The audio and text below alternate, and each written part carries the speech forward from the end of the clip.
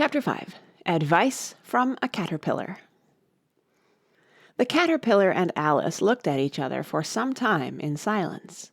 At last the Caterpillar took the hookah out of its mouth and addressed her in a languid, sleepy voice. "Who are you?" said the Caterpillar.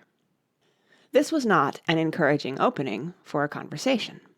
Alice replied rather shyly, I hardly know, sir, just at present. At least I know who I was when I got up this morning, but I think I must have been changed several times since then." "What do you mean by that?" said the Caterpillar sternly. "Explain yourself." "I can't explain myself, I'm afraid, sir," said Alice, "because I'm not myself, you see." "I don't see," said the Caterpillar. "I'm afraid I can't put it more clearly," Alice replied very politely, "for I can't understand it myself to begin with, and being so many different sizes in a day is very confusing." "It isn't," said the Caterpillar.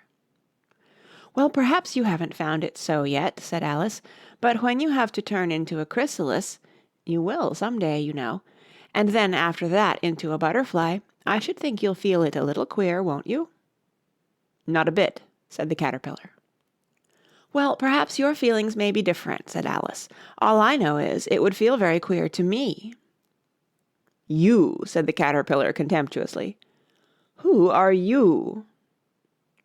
Which brought them back again to the beginning of the conversation.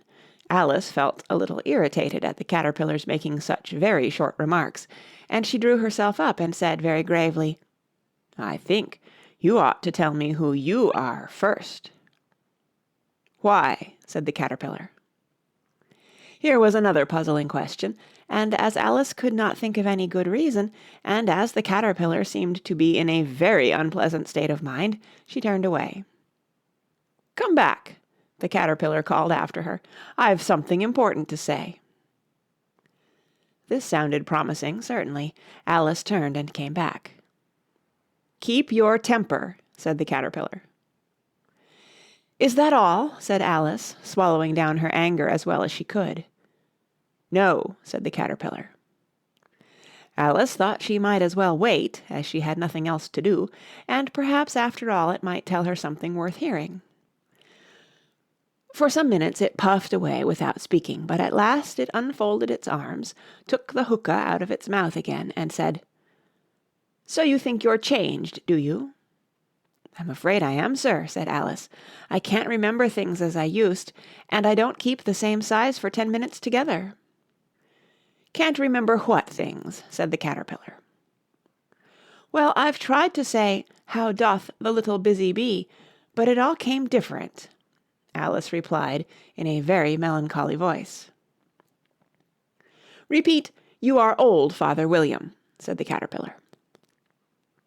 Alice folded her hands and began. "You are old, Father William," the young man said, "and your hair has become very white. And yet you incessantly stand on your head. Do you think at your age it is right?" "In my youth," Father William replied to his son, "I feared it might injure the brain. But now that I'm perfectly sure I have none, why, I do it again and again." "You are old," said the youth, "as I mentioned before, and have grown most uncommonly fat. Yet you turned a back somersault in at the door. Pray, what is the reason of that?" "In my youth," said the sage, as he shook his grey locks, "I kept all my limbs very supple by the use of this ointment, 1 shilling the box. Allow me to sell you a couple." "You are old," said the youth, "and your jaws are too weak for anything tougher than suet. Yet you finished the goose, with the bones and the beak. Pray, how did you manage to do it?" "In my youth," said his father, "I took to the law, and argued each case with my wife, and the muscular strength which it gave to my jaw has lasted the rest of my life." "You are old," said the youth. "One would hardly suppose that your eye was as steady as ever. Yet you balanced an eel on the end of your nose. What made you so awfully clever?" "I have answered 3 questions, and that is enough," said his father. "Don't give yourself airs. Do you think I can listen all day to such stuff? Be off, or I'll kick you downstairs." "That is not said right," said the Caterpillar. "Not quite right, I'm afraid," said Alice timidly. "Some of the words have got altered." "It is wrong from beginning to end," said the caterpillar decidedly, and there was silence for some minutes. The caterpillar was the first to speak. "What size do you want to be?" it asked. "Oh, I'm not particular as to size," Alice hastily replied, "only one doesn't like changing so often, you know." "I don't know," said the caterpillar. Alice said nothing. She had never been so much contradicted in her life before, and she felt that she was losing her temper.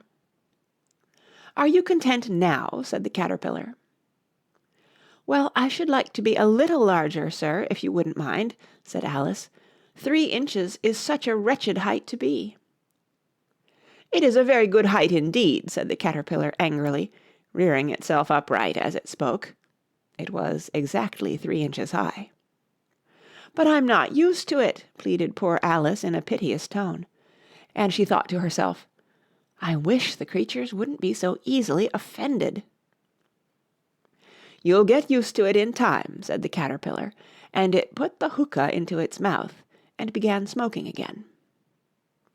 This time Alice waited patiently until it chose to speak again.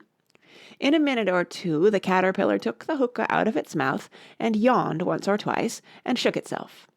Then it got down off the mushroom and crawled away in the grass, merely remarking as it went, "One side will make you grow taller, and the other side will make you grow shorter." "One side of what? The other side of what?" thought Alice to herself. "Of the mushroom," said the caterpillar, just as if she had asked it aloud, and in another moment it was out of sight. Alice remained looking thoughtfully at the mushroom for a minute, trying to make out which were the 2 sides of it, and as it was perfectly round, she found this a very difficult question. However, at last she stretched her arms round it as far as they would go, and broke off a bit of the edge with each hand. "And now which is which?" she said to herself, and nibbled a little of the right-hand bit to try the effect. The next moment she felt a violent blow underneath her chin. It had struck her foot. She was a good deal frightened by this very sudden change, but she felt that there was no time to be lost, as she was shrinking rapidly, so she set to work at once to eat some of the other bit. Her chin was pressed so closely against her foot that there was hardly room to open her mouth, but she did it at last, and managed to swallow a morsel of the left-hand bit. "Come, my head's free at last," said Alice in a tone of delight, which changed into alarm in another moment, when she found that her shoulders were nowhere to be found. All she could see, when she looked down, was an immense length of neck, which seemed to rise like a stalk out of a sea of green leaves that lay far below her. "What can all that green stuff be?" said Alice. "And where have my shoulders got to? And oh, my poor hands! How is it I can't see you?" She was moving them about as she spoke, but no result seemed to follow, except a little shaking among the distant green leaves. As there seemed to be no chance of getting her hands up to her head, she tried to get her head down to them, and was delighted to find that her neck would bend about easily in any direction like a serpent. She had just succeeded in curving it down into a graceful zigzag, and was going to dive in among the leaves, which she found to be nothing but the tops of the trees under which she had been wandering, when a sharp hiss made her draw back in a hurry. A large pigeon had flown into her face, and was beating her violently with its wings. "Serpent!" screamed the pigeon. "I'm not a serpent," said Alice indignantly. "Let me alone." "Serpent, I say again," repeated the pigeon, but in a more subdued tone, and added with a kind of sob, "I've tried every way, and nothing seems to suit them." "I haven't the least idea what you're talking about," said Alice. "I've tried the roots of trees, and I've tried banks, and I've tried hedges," the pigeon went on, without attending to her. "But those serpents, there's no pleasing them." Alice was more and more puzzled, but she thought there was no use in saying anything more till the pigeon had finished. "As if it wasn't trouble enough hatching the eggs," said the pigeon, "but I must be on the lookout for serpents night and day. Why, I haven't had a wink of sleep these 3 weeks." "I'm very sorry you've been annoyed," said Alice, who was beginning to see its meaning. "And just as I'd taken the highest tree in the wood," continued the pigeon, raising its voice to a shriek, "and just as I was thinking I should be free of them at last, they must needs come wriggling down from the sky. Ugh! Serpent!" "But I'm not a serpent, I tell you," said Alice. I'm a—" "Well, what are you?" said the pigeon. "I can see you're trying to invent something." I'm a little girl," said Alice, rather doubtfully, as she remembered the number of changes she had gone through that day. "A likely story indeed," said the pigeon in a tone of the deepest contempt. "I've seen a good many little girls in my time, but never one with such a neck as that. No, no, you're a serpent, and there's no use denying it. I suppose you'll be telling me next that you never tasted an egg."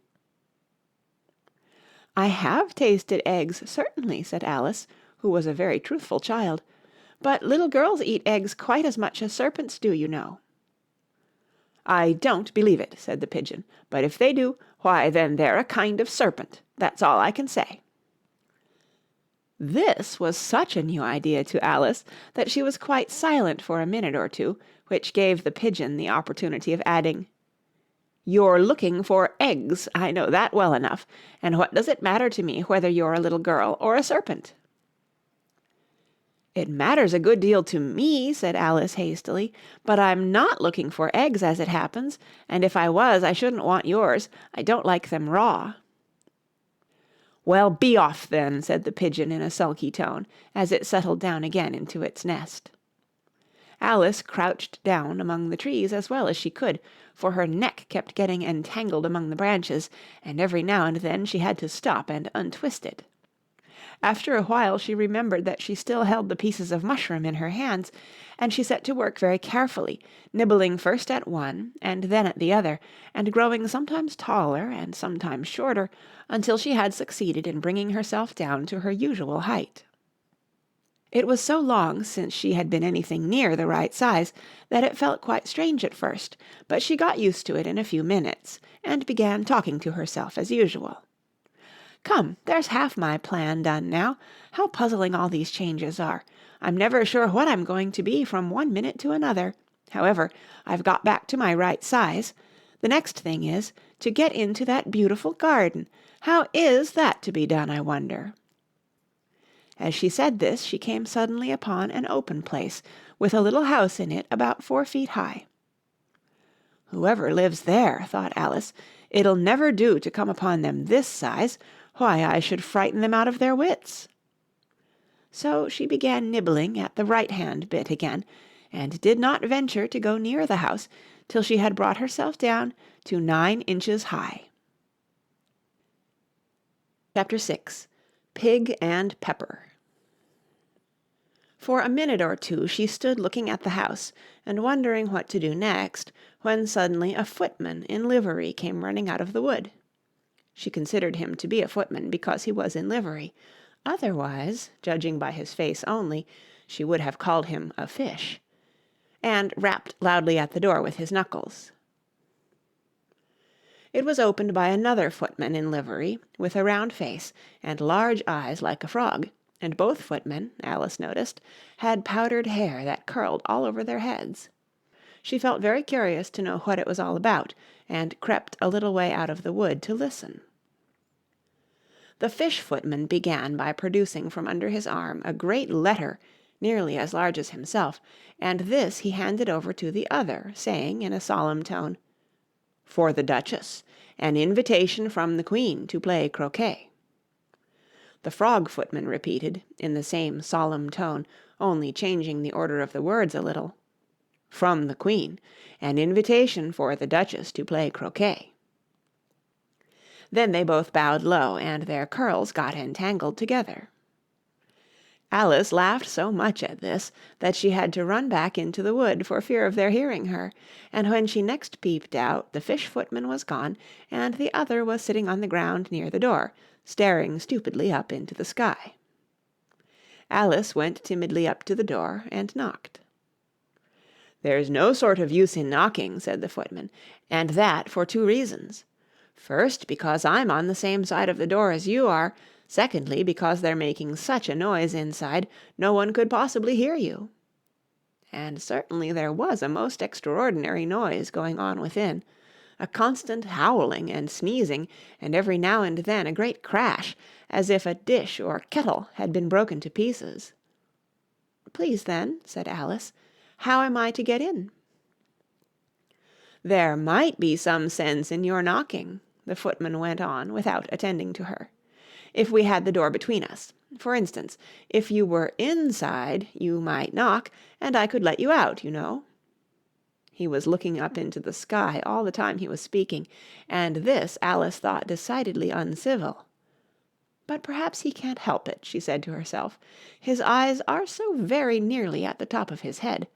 But at any rate he might answer questions. How am I to get in?" she repeated aloud. "I shall sit here," the footman remarked, "till to-morrow."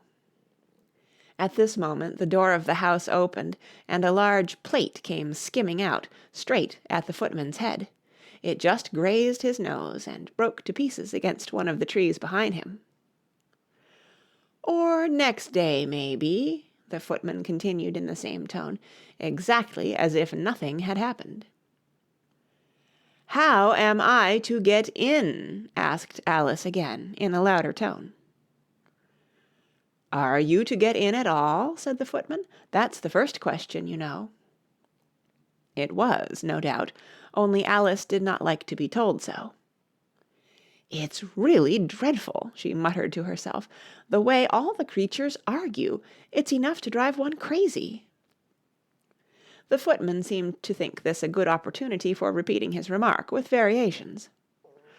"I shall sit here," he said, "on and off, for days and days." "But what am I to do?" said Alice. "Anything you like," said the footman, and began whistling. "Oh, there's no use in talking to him," said Alice desperately. "He's perfectly idiotic." And she opened the door and went in. The door led right into a large kitchen, which was full of smoke from one end to the other. The Duchess was sitting on a 3-legged stool in the middle, nursing a baby. The cook was leaning over the fire, stirring a large cauldron which seemed to be full of soup. "There's certainly too much pepper in that soup," Alice said to herself, as well as she could for sneezing. There was certainly too much of it in the air. Even the Duchess sneezed occasionally, and as for the baby, it was sneezing and howling alternately, without a moment's pause. The only things in the kitchen that did not sneeze were the cook and a large cat, which was sitting on the hearth and grinning from ear to ear. "Please, would you tell me," said Alice, a little timidly, for she was not quite sure whether it was good manners for her to speak first, "why your cat grins like that?" "It's a Cheshire Cat," said the Duchess, "and that's why, pig." She said the last word with such sudden violence that Alice quite jumped, but she saw in another moment that it was addressed to the baby and not to her, so she took courage and went on again. "I didn't know that Cheshire Cats always grinned. In fact, I didn't know that cats could grin."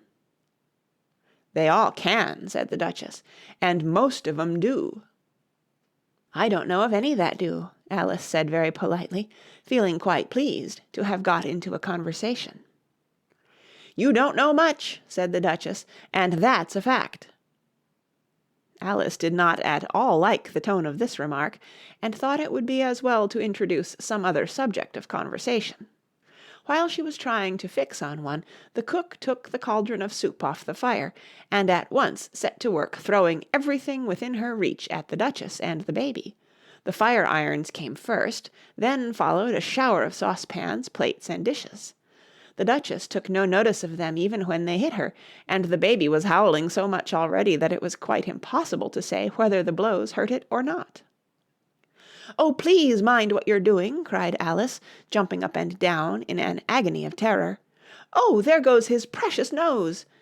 as an unusually large saucepan flew close by it, and very nearly carried it off. "If everybody minded their own business," the Duchess said in a hoarse growl, "the world would go round a deal faster than it does." "Which would not be an advantage," said Alice, who felt very glad to get an opportunity of showing off a little of her knowledge. "Just think of what work it would make with the day and night. You see, the earth takes 24 hours to turn round on its axis." "Talking of axes," said the Duchess, "chop off her head." Alice glanced rather anxiously at the cook to see if she meant to take the hint, but the cook was busy stirring the soup, and seemed not to be listening, so she went on again. 24 hours, I think, or is it 12? "Oh, don't bother me," said the Duchess. "I never could abide figures." And with that she began nursing her child again, singing a sort of lullaby to it as she did so, and giving it a violent shake at the end of every line. "Speak roughly to your little boy, and beat him when he sneezes. He only does it to annoy, because he knows it teases." Chorus, in which the cook and the baby joined. "Wow, wow, wow." While the Duchess sang the second verse of the song, she kept tossing the baby violently up and down, and the poor little thing howled so that Alice could hardly hear the words. "I speak severely to my boy, I beat him when he sneezes, for he can thoroughly enjoy the pepper when he pleases." Chorus. Wow, wow, wow. "Here, you may nurse it a bit if you like," the Duchess said to Alice, flinging the baby at her as she spoke. "I must go and get ready to play croquet with the Queen." And she hurried out of the room. The cook threw a frying pan after her as she went out, but it just missed her. Alice caught the baby with some difficulty, as it was a queer-shaped little creature, and held out its arms and legs in all directions. Just like a starfish, thought Alice. The poor little thing was snorting like a steam engine when she caught it, and kept doubling itself up and straightening itself out again, so that altogether, for the first minute or two, it was as much as she could do to hold it. As soon as she had made out the proper way of nursing it, which was to twist it up into a sort of knot, and then keep tight hold of its right ear and left foot so as to prevent its undoing itself, she carried it out into the open air. "If I don't take this child away with me," thought Alice, "they're sure to kill it in a day or two. Wouldn't it be murder to leave it behind?" She said the last words out loud, and the little thing grunted in reply. It had left off sneezing by this time. "Don't grunt," said Alice. "That's not at all a proper way of expressing yourself." The baby grunted again, and Alice looked very anxiously into its face to see what was the matter with it. There could be no doubt that it had a very turned-up nose, much more like a snout than a real nose. Also, its eyes were getting extremely small for a baby. Altogether, Alice did not like the look of the thing at all. But perhaps it was only sobbing, she thought, and looked into its eyes again to see if there were any tears. No, there were no tears. "If you're going to turn into a pig, my dear," said Alice seriously, "I'll have nothing more to do with you. Mind now!" The poor little thing sobbed again, or grunted, it was impossible to say which, and they went on for some while in silence. Alice was just beginning to think to herself, "Now, what am I to do with this creature when I get it home?" when it grunted again, so violently that she looked down into its face in some alarm. This time there could be no mistake about it. It was neither more nor less than a pig, and she felt that it would be quite absurd for her to carry it further. So she set the little creature down, and felt quite relieved to see it trot away quietly into the wood. "If it had grown up," she said to herself, "it would have made a dreadfully ugly child, but it makes rather a handsome pig, I think." And she began thinking over other children she knew, who might do very well as pigs, and was just saying to herself, "If one only knew the right way to change them," when she was a little startled by seeing the Cheshire Cat sitting on a bough of a tree a few yards off. The cat only grinned when it saw Alice. It looked good-natured, she thought. Still, it had very long claws and a great many teeth, so she felt that it ought to be treated with respect. "Cheshire Puss," she began, rather timidly, as she did not at all know whether it would like the name. However, it only grinned a little wider. "Come, it's pleased so far," thought Alice, and she went on. "Would you tell me, please, which way I ought to go from here?" "That depends a good deal on where you want to get to," said the cat. "I don't much care where," said Alice. "Then it doesn't matter which way you go," said the cat. "So long as I get somewhere," Alice added as an explanation. "Oh, you're sure to do that," said the cat, "if you only walk long enough." Alice felt that this could not be denied, so she tried another question. "What sort of people live about here?" "In that direction," the cat said, waving its right paw around, "lives a hatter, and in that direction," waving the other paw, "lives a March Hare. Visit either you like, they're both mad." "But I don't want to go among mad people," Alice remarked.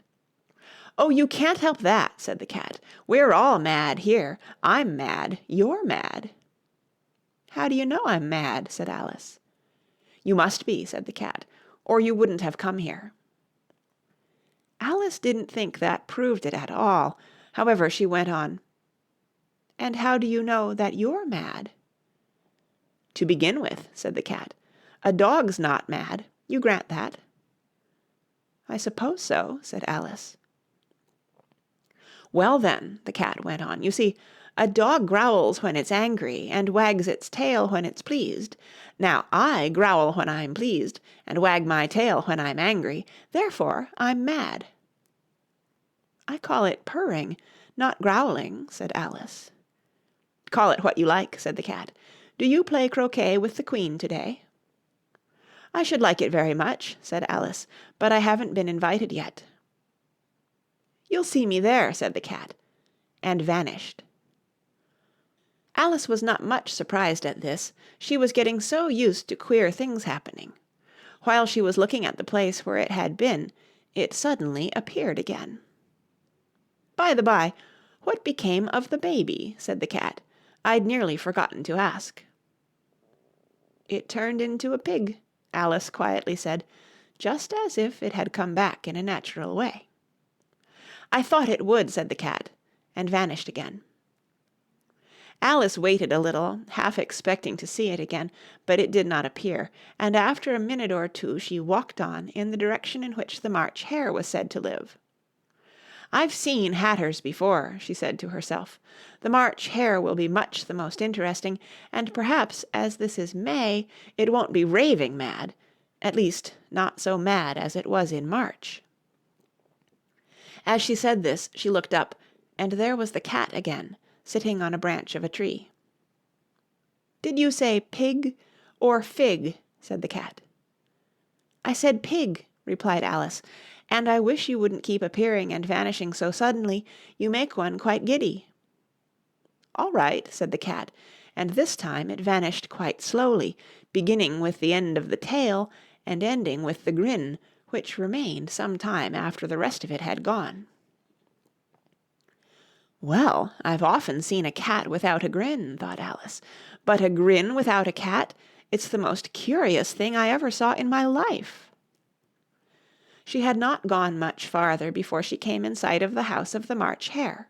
She thought it must be the right house, because the chimneys were shaped like ears, and the roof was thatched with fur. It was so large a house that she did not like to go nearer till she had nibbled some more of the left-hand bit of the mushroom, and raised herself to about 2 feet high. Even then she walked up towards it rather timidly, saying to herself, "Suppose it should be raving mad after all. I almost wish I'd gone to see the Hatter instead." Chapter 7. A Mad Tea Party. There was a table set out under a tree in front of the house, and the March Hare and the Hatter were having tea at it. A Dormouse was sitting between them, fast asleep, and the other two were using it as a cushion, resting their elbows on it and talking over its head. Very uncomfortable for the Dormouse, thought Alice, only as it's asleep, I suppose it doesn't mind. The table was a large one, but the three were all crowded together at one corner of it. "No room, no room!" they cried out when they saw Alice coming. "There's plenty of room," said Alice indignantly, and she sat down in a large armchair at one end of the table. "Have some wine," the March Hare said in an encouraging tone. Alice looked all round the table, but there was nothing on it but tea. "I don't see any wine," she remarked. "There isn't any," said the March Hare. "Then it wasn't very civil of you to offer it," said Alice angrily. "It wasn't very civil of you to sit down without being invited," said the March Hare. "I didn't know it was your table," said Alice. "It's laid for a great many more than 3. "Your hair wants cutting," said the Hatter. He had been looking at Alice for some time with great curiosity, and this was his first speech. "You should learn not to make personal remarks," Alice said with some severity. "It's very rude." The Hatter opened his eyes very wide on hearing this, but all he said was, "Why is a raven like a writing-desk?" "Come, we shall have some fun now," thought Alice. "I'm glad they've begun asking riddles. I believe I can guess that," she added aloud. "Do you mean that you think you can find out the answer to it?" said the March Hare. "Exactly so," said Alice. "Then you should say what you mean," the March Hare went on. "I do," Alice hastily replied. At least, I mean what I say. That's the same thing, you know." "Not the same thing a bit," said the Hatter. "You might just as well say that I see what I eat is the same thing as I eat what I see." "You might just as well say," added the March Hare, "that I like what I get is the same thing as I get what I like." "You might just as well say," added the Dormouse, who seemed to be talking in his sleep, "that I breathe when I sleep is the same thing as I sleep when I breathe." "It is the same thing with you," said the Hatter, and here the conversation dropped, and the party sat silent for a minute, while Alice thought over all she could remember about ravens and writing-desks, which wasn't much. The Hatter was the first to break the silence. "What day of the month is it?" he said, turning to Alice. He had taken his watch out of his pocket, and was looking at it uneasily, shaking it every now and then, and holding it to his ear. Alice considered a little, and then said, "The 4th." "2 days wrong," sighed the Hatter. "I told you butter wouldn't suit the works," he added, looking angrily at the March Hare. "It was the best butter," the March Hare meekly replied. "Yes, but some crumbs must have got in as well," the Hatter grumbled. "You shouldn't have put it in with the bread-knife." The March Hare took the watch and looked at it gloomily. Then he dipped it into his cup of tea and looked at it again. But he could think of nothing better to say than his first remark. "It was the best butter, you know." Alice had been looking over his shoulder with some curiosity. "What a funny watch," she remarked. "It tells the day of the month, and doesn't tell what o'clock it is." "Why should it?" muttered the Hatter. "Does your watch tell you what year it is?" "Of course not," Alice replied very readily, "but that's because it stays the same year for such a long time together." "Which is just the case with mine," said the Hatter. Alice felt dreadfully puzzled. The Hatter's remark seemed to have no sort of meaning in it, and yet it was certainly English. "I don't quite understand you," she said, as politely as she could. "The Dormouse is asleep again," said the Hatter, and he poured a little hot tea upon its nose. The Dormouse shook its head impatiently, and said, without opening its eyes, Of course, just what I was going to remark myself." "Have you guessed the riddle yet?" the Hatter said, turning to Alice again. "No, I give it up," Alice replied. "What's the answer?" "I haven't the slightest idea," said the Hatter. "Nor I," said the March Hare. Alice sighed wearily. "I think you might do something better with the time," she said, "than waste it in asking riddles that have no answers." "If you knew time as well as I do," said the Hatter, "you wouldn't talk about wasting it. It's him." "I don't know what you mean," said Alice.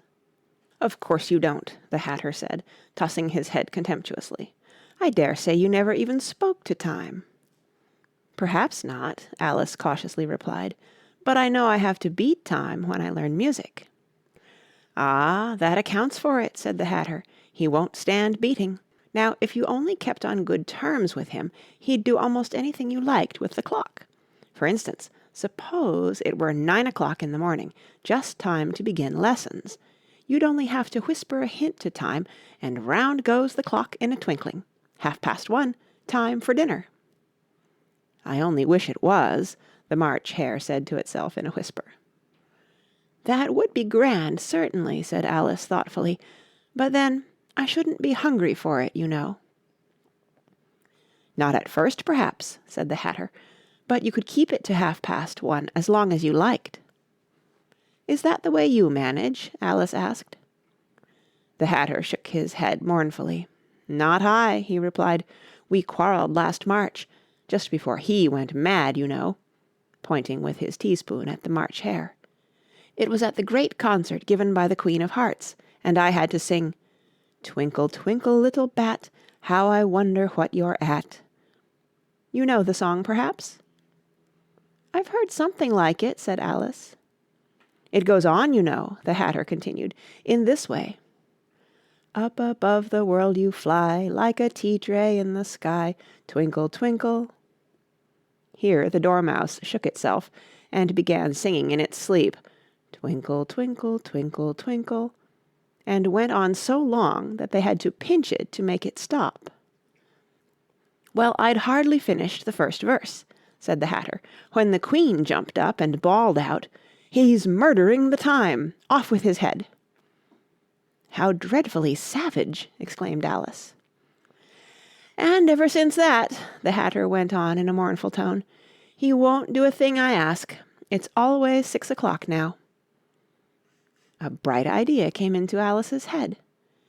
"Is that the reason so many tea things are put out here?" she asked. "Yes, that's it," said the Hatter with a sigh. "It's always tea time, and we've no time to wash the things between whiles." "Then you keep moving round, I suppose," said Alice. "Exactly so," said the Hatter, "as the things get used up." "But what happens when you come to the beginning again?" Alice ventured to ask. "Suppose we change the subject," the March Hare interrupted, yawning. "I'm getting tired of this. I vote the young lady tells us a story." "I'm afraid I don't know one," said Alice, rather alarmed at the proposal. "Then the Dormouse shall," they both cried. "Wake up, Dormouse!" and they pinched it on both sides at once. The Dormouse slowly opened his eyes. "I wasn't asleep," he said in a hoarse, feeble voice. "I heard every word you fellows were saying." "Tell us a story," said the March Hare. "Yes, please do," pleaded Alice. "And be quick about it," added the Hatter, "or you'll be asleep again before it's done." "Once upon a time there were 3 little sisters," the Dormouse began in a great hurry, "and their names were Elsie, Lacie, and Tilly, and they lived at the bottom of a well." "What did they live on?" said Alice, who always took a great interest in questions of eating and drinking. "They lived on treacle," said the Dormouse, after thinking a minute or two. "They couldn't have done that, you know," Alice gently remarked. "They'd have been ill." "So they were," said the Dormouse, "very ill." Alice tried to fancy to herself what such an extraordinary way of living would be like, but it puzzled her too much, so she went on. "But why did they live at the bottom of a well?" "Take some more tea," the March Hare said to Alice very earnestly. "I've had nothing yet," Alice replied in an offended tone, "so I can't take more." "You mean you can't take less," said the Hatter. "It's very easy to take more than nothing."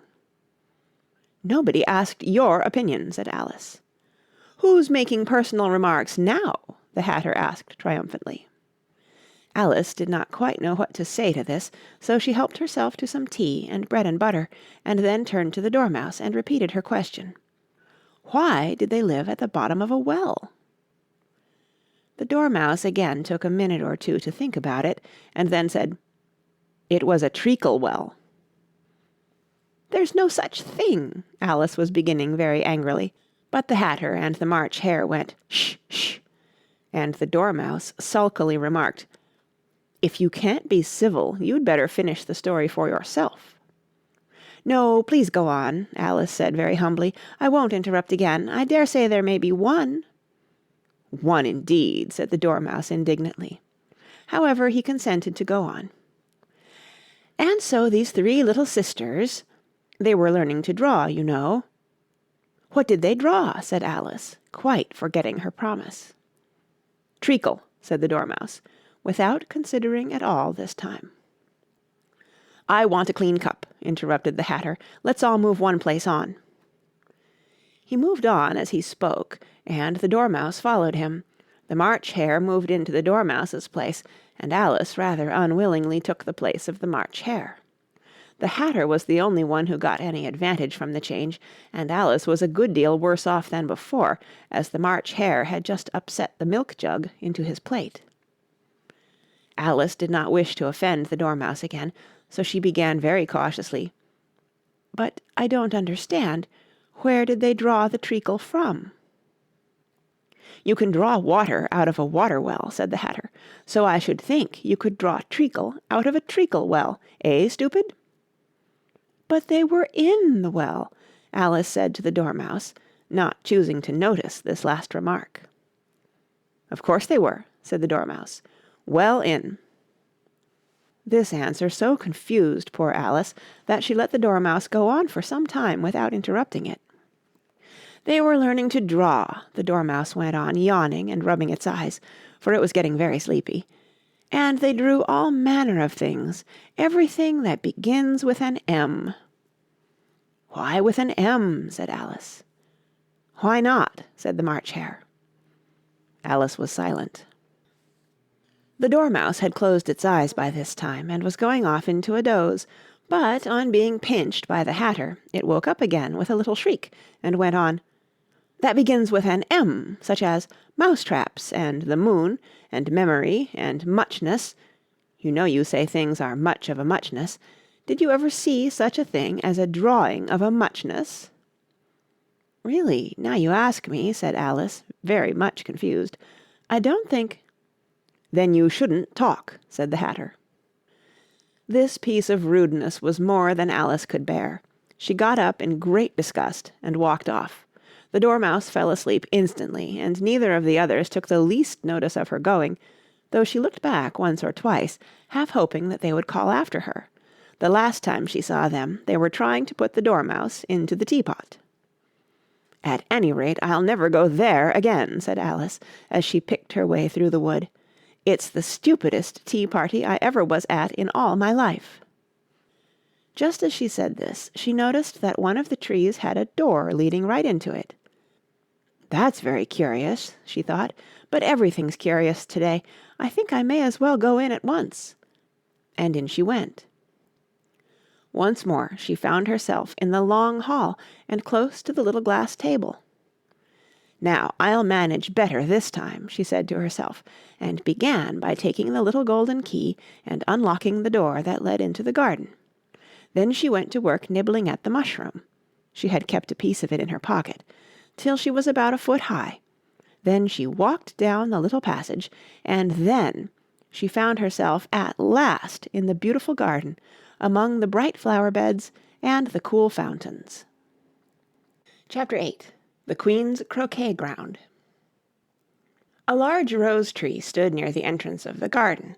The roses growing on it were white, but there were 3 gardeners at it, busily painting them red. Alice thought this a very curious thing, and she went nearer to watch them, and just as she came up to them she heard one of them say, "Look out now, Five, don't go splashing paint over me like that." "I couldn't help it," said Five in a sulky tone. Seven jogged my elbow." On which Seven looked up and said, "That's right, Five. Always lay the blame on others." "You'd better not talk," said Five. "I heard the Queen say only yesterday you deserved to be beheaded." "What for?" said the one who had spoken first. "That's none of your business, Two," said Seven. "Yes, it is his business," said Five, "and I'll tell him. It was for bringing the cooked tulip roots instead of onions." Seven flung down his brush and had just begun, "Well, of all the unjust things," when his eye chanced to fall upon Alice as she stood watching them, and he checked himself suddenly. The others looked round also, and all of them bowed low. "Would you tell me," said Alice a little timidly, "why you are painting those roses?" Five and Seven said nothing, but looked at Two. Two began in a low voice, "Why, the fact is, you see, miss, this here ought to have been a red rose tree, and we put a white one in by mistake, and if the Queen was to find it out, we should all have our heads cut off, you know. So you see, miss, we're doing our best, afore she comes, too." At this moment Five, who had been anxiously looking across the garden, called out, "The Queen! The Queen!" and the three gardeners instantly threw themselves flat upon their faces. There was a sound of many footsteps, and Alice looked round, eager to see the Queen. First came 10 soldiers carrying clubs. These were all shaped like the three gardeners, oblong and flat, with their hands and feet at the corners. Next the 10 courtiers. These were ornamented all over with diamonds, and walked 2 and 2, as the soldiers did. After these came the royal children. There were 10 of them, and the little dears came jumping merrily along hand, in couples. They were all ornamented with hearts. Next came the guests, mostly kings and queens, and among them Alice recognized the White Rabbit. It was talking in a hurried, nervous manner, smiling at everything that was said, and went by without noticing her. Then followed the Knave of Hearts, carrying the king's crown on a crimson velvet cushion, and last of all this grand procession came the King and Queen of Hearts. Alice was rather doubtful whether she ought not to lie down on her face like the three gardeners, but she could not remember ever having heard of such a rule at processions. And besides, what would be the use of a procession, thought she, if people had all to lie down upon their faces, so that they couldn't see it? So she stood still where she was and waited. When the procession came opposite to Alice, they all stopped and looked at her, and the Queen said severely, "Who is this?" She said it to the Knave of Hearts, who only bowed and smiled in reply. "Idiot," said the Queen, tossing her head impatiently. And turning to Alice, she went on, "What's your name, child?" "My name is Alice, so please your Majesty," said Alice very politely, but she added to herself, "Why, they're only a pack of cards after all. I needn't be afraid of them." "And who are these?" said the Queen, pointing to the three gardeners who were lying round the rose tree, for you see, as they were lying on their faces, and the pattern on their backs was the same as the rest of the pack, she could not tell whether they were gardeners, or soldiers, or courtiers, or 3 of her own children. "How should I know?" said Alice, surprised at her own courage. "It's no business of mine." The Queen turned crimson with fury, and, after glaring at her for a moment like a wild beast, screamed, "Off with her head! Off!" "Nonsense!" said Alice very loudly and decidedly, and the Queen was silent. The King laid his hand upon her arm, and timidly said, "Consider, my dear, she is only a child." The Queen turned angrily away from him, and said to the Knave, "Turn them over." The Knave did so, very carefully, with one foot. "Get up!" said the Queen in a shrill, loud voice, and the 3 gardeners instantly jumped up, and began bowing to the King, the Queen, the royal children, and everybody else. "Leave off that!" screamed the Queen. "You make me giddy." And then, turning to the rose tree, she went on, "What have you been doing here?" "May it please your Majesty," said Two, in a very humble tone, going down on one knee as he spoke, "we were trying—" "I see," said the Queen, who had meanwhile been examining the roses. "Off with their heads!" And the procession moved on, 3 of the soldiers remaining behind to execute the unfortunate gardeners, who ran to Alice for protection. "You shan't be beheaded," said Alice, and she put them into a large flower-pot that stood near. The 3 soldiers wandered about for a minute or two, looking for them, and then quietly marched off after the others. "Are their heads off?" shouted the Queen. "Their heads are gone, if it please your Majesty," the soldiers shouted in reply. "That's right," shouted the Queen. "Can you play croquet?"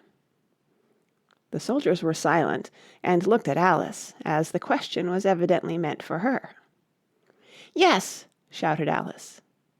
"Come on, then," roared the Queen, and Alice joined the procession, wondering very much what would happen next. It's a very fine day," said a timid voice at her side.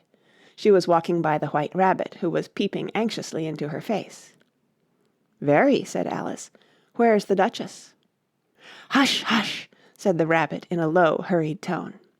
He looked anxiously over his shoulder as he spoke, and then raised himself upon tiptoe, put his mouth close to her ear, and whispered, "She's under sentence of execution." "What for?" said Alice. "Did you say, 'What a pity'?" the Rabbit asked. "No, I didn't," said Alice. "I don't think it's at all a pity. I said, 'What for?'" "She boxed the Queen's ears," the Rabbit began. Alice gave a little scream of laughter. "Oh, hush!" the Rabbit whispered in a frightened tone.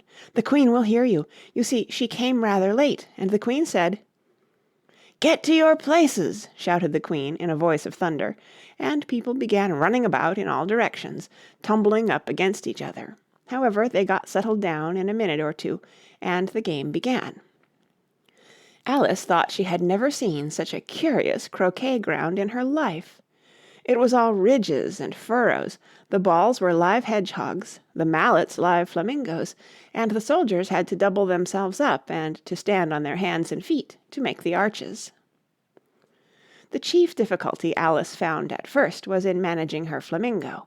She succeeded in getting its body tucked away comfortably enough under her arm with its legs hanging down, but generally, just as she had got its neck nicely straightened out and was going to give the hedgehog a blow with its head, it would twist itself round and look up into her face with such a puzzled expression that she could not help bursting out laughing.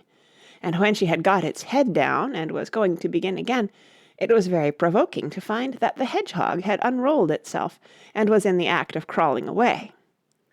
Besides all this, there was generally a ridge or furrow in the way wherever she wanted to send the hedgehog to, and as the doubled-up soldiers were always getting up and walking off to other parts of the ground, Alice soon came to the conclusion that it was a very difficult game indeed. The players all played at once without waiting for turns, quarrelling all the while, and fighting for the hedgehogs, and in a very short time the Queen was in a furious passion, and went stamping about and shouting, "Off with his head!" or "Off with her head!" about once a minute. Alice began to feel very uneasy. To be sure, she had not as yet had any dispute with the Queen, but she knew that it might happen any minute. "And then," thought she, "what would become of me? They're dreadfully fond of beheading people here. The great wonder is that there's anyone left alive." She was looking about for some way of escape, and wondering whether she could get away without being seen, when she noticed a curious appearance in the air. It puzzled her very much at first, but after watching it a minute or two, she made it out to be a grin, and she said to herself, "It's the Cheshire Cat. Now I shall have somebody to talk to." "How are you getting on?" said the cat, as soon as there was mouth enough for it to speak with. Alice waited till the eyes appeared, and then nodded. "It's no use speaking to it," she thought, "till its ears have come, or at least one of them." In another minute the whole head appeared, and then Alice put down her flamingo, and began an account of the game, feeling very glad she had someone to listen to her. The cat seemed to think that there was enough of it now in sight, and no more of it appeared. "I don't think they play at all fairly," Alice began, in rather a complaining tone. "And they all quarrel so dreadfully one can't hear oneself speak. And they don't seem to have any rules in particular. At least, If there are, nobody attends to them. And you've no idea how confusing it is, all the things being alive. For instance, there's the arch I've got to go through next, walking about at the other end of the ground, and I should have croqueted the Queen's hedgehog just now, only it ran away when it saw mine coming." "How do you like the Queen?" said the cat, in a low voice. "Not at all," said Alice. "She's so extremely—" Just then she noticed that the Queen was close behind her, listening, so she went on, "likely to win, that it's hardly worth while finishing the game." The Queen smiled and passed on. "Who are you talking to?" said the King, going up to Alice and looking at the cat's head with great curiosity. "It's a friend of mine, a Cheshire Cat," said Alice. "Allow me to introduce it." "I don't like the look of it at all," said the King. "However, it may kiss my hand if it likes." "I'd rather not," the cat remarked. "Don't be impertinent," said the King, "and don't look at me like that." He got behind Alice as he spoke. "A cat may look at a king," said Alice. "I've read that in some book, but I don't remember where." "Well, it must be removed," said the King very decidedly, and he called the Queen, who was passing at the moment. "My dear, I wish you would have this cat removed." The Queen had only one way of settling all difficulties, great or small. "Off with his head," she said, without even looking round. "I'll fetch the executioner myself," said the King eagerly, and he hurried off. Alice thought she might as well go back and see how the game was going on, as she heard the Queen's voice in the distance, screaming with passion. She had already heard her sentence 3 of the players to be executed for having missed their turns, and she did not like the look of things at all, as the game was in such confusion that she never knew whether it was her turn or not. So she went in search of her hedgehog. The hedgehog was engaged in a fight with another hedgehog, which seemed to Alice an excellent opportunity for croqueting one of them with the other. The only difficulty was that her flamingo was gone across to the other side of the garden, where Alice could see it trying in a helpless sort of way to fly up into a tree. By the time she had caught the flamingo and brought it back, the fight was over, and both the hedgehogs were out of sight. "But it doesn't matter much," thought Alice, "as all the arches are gone from this side of the ground." So she tucked it away under her arm, that it might not escape again, and went back for a little more conversation with her friend. When she got back to the Cheshire Cat, she was surprised to find quite a large crowd collected round it. There was a dispute going on between the executioner, the King, and the Queen, who were all talking at once, while all the rest were quite silent, and looked very uncomfortable. The moment Alice appeared, she was appealed to by all 3 to settle the question, and they repeated their arguments to her, though, as they all spoke at once, she found it very hard indeed to make out exactly what they said. The executioner's argument was that you couldn't cut off a head unless there was a body to cut it off from, that he had never had to do such a thing before, and he wasn't going to begin at his time of life. The King's argument was that anything that had a head could be beheaded, and that you weren't to talk nonsense. The Queen's argument was that if something wasn't done about it in less than no time, she'd have everybody executed all round. It was this last remark that had made the whole party look so grave and anxious. Alice could think of nothing else to say but, "It belongs to the Duchess. You'd better ask her about it." "She's in prison," the Queen said to the executioner. "Fetch her here." And the executioner went off like an arrow. The cat's head began fading away the moment he was gone, and, by the time he had come back with the Duchess, it had entirely disappeared, so the King and the executioner ran wildly up and down looking for it, while the rest of the party went back to the game.